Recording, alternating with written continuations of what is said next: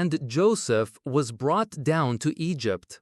And Potiphar, an official of Pharaoh, the chief of the executioners, an Egyptian man, bought him from the Ishmaelites who had brought him down there. And the Lord was with Joseph, and he became a successful man. And he was in the house of his master the Egyptian. And his master saw that the Lord was with him, and that the Lord made all he did to prosper in his hands. And Joseph found grace in his sight, and he served him. And he made him overseer over his house, and he put him in charge of all he had. And it came to pass from the time he had made him overseer in his house, and over all he had, that the Lord blessed the Egyptian's house for Joseph's sake. And the blessing of the Lord was upon all that he had in the house and in the field. And he left all that he had in Joseph's hand, and did not concern himself with anything that he had, except the bread which he ate. And Joseph was handsome in form, and good-looking in appearance.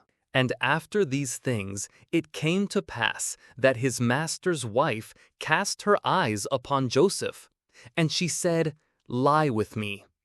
But he refused, and said to his master's wife, "Behold, my master does not know what is in the house with me, and he has given all that he has into my hand.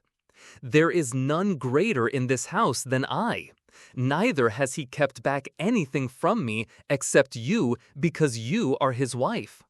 How then can I do this great wickedness and sin against God?"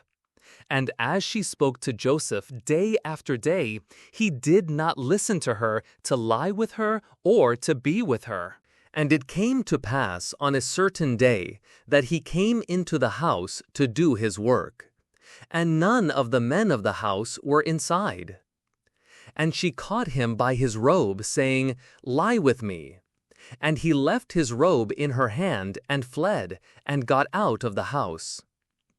And when she saw that he had left his robe in her hand and had fled, she called to the men of her house and spoke to them, saying, "See, he has brought in a Hebrew to us to mock us. He came in to me to lie with me, and I cried with a loud voice. And when he heard that I lifted up my voice and cried aloud, he left his robe with me and fled and got out.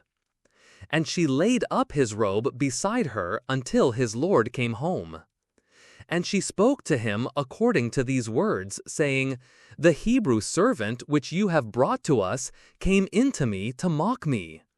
And as I lifted up my voice and cried aloud, he left his robe with me and ran out.